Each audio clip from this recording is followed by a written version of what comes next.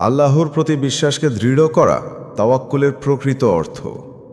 যখন সব কিছু ভেঙে পড়ে তখন আপনি কাকে ভরসা করেন? যখন কেউ সাহায্য করতে পারে না তখন আপনি কাকে ভরসা করেন? যখন সব দরজা বন্ধ হয়ে যায় তখন আপনি কাকে ভরসা করেন?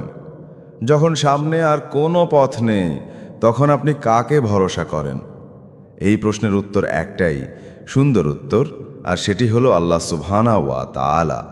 ইসলামে আমরা একে বলি তাওয়াক্কুল, যার অর্থ হলো ভরসা বা নির্ভরশীলতা। তবে এই ভরসা অন্ধ ভরসা নয়, এটি হলো পরিশ্রম করার পাশাপাশি আল্লাহর উপর ভরসা করা। অনেক সময় আমরা শুধু আল্লাহর উপর ভরসা করি কিন্তু কোনো চেষ্টা করি না। আমরা বসে থাকি এবং অপেক্ষা করি আল্লাহ আমাদের সমস্যা সমাধান করবেন। এটি সঠিক নয়।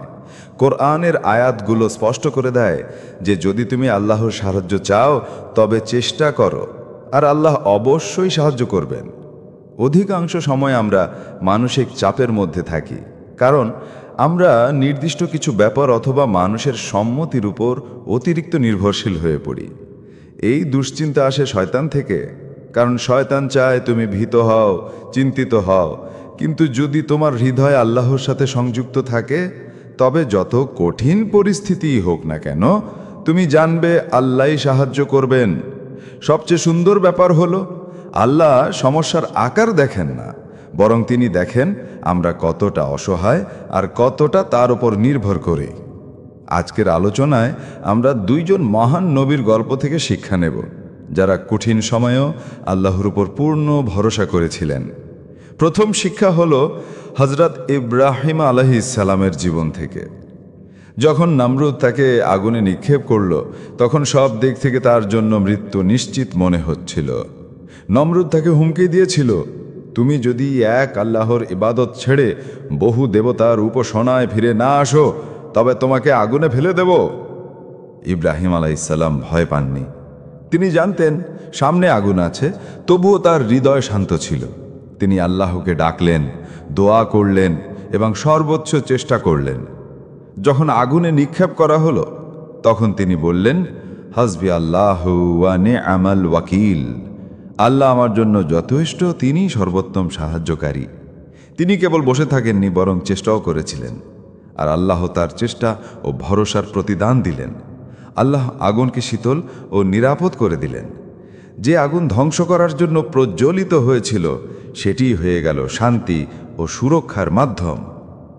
দ্বিতীয় শিক্ষা পাওয়া যায় হযরত মুসা আলাইহিস সালামের জীবন থেকে। যখন ফিরাউনের সৈন্যবাহিনী তাকে তাড়া করছিল, সামনে ছিল সমুদ্র আর পেছনে ছিল শত্রু, বনী ইসরাইল আতঙ্কিত হয়ে বলল, এবার আমরা ধরা পড়ব। কিন্তু মুসা আলাইহিস সালাম দৃঢ়ভাবে বললেন, আমার রব আমার সাথে আছেন, তিনি আমাকে পথ দেখাবেন। মানুষের দৃষ্টিতে তখন কোনো উপায় ছিল না, কিন্তু আল্লাহ মুসাকে সমুদ্র আঘাত করতে বললেন, আর তখন সমুদ্র দ্বিখণ্ডিত হয়ে গেল। পানি উভয় দিকে উঠে দাঁড়ালো আর মাঝখানে শুকনো রাস্তা তৈরি হলো।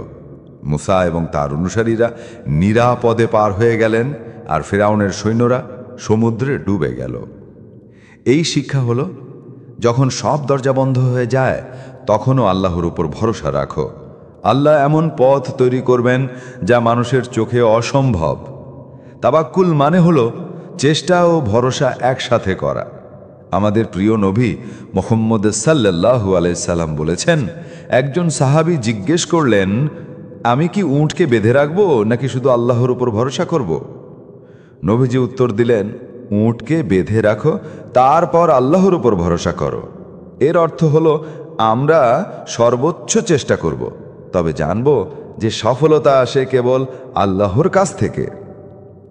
তাহলে যখন তুমি দুশ্চিন্তায় থাকবে তখন আল্লাহর নাম স্মরণ করো, বলো হাসবি আল্লাহু ওয়া নি'মাল ওয়াকিল। পরিশ্রম করো, পরিকল্পনা করো, চেষ্টা চালিয়ে যাও, আর ফলাফলের ব্যাপারে আল্লাহর উপর ভরসা রাখো।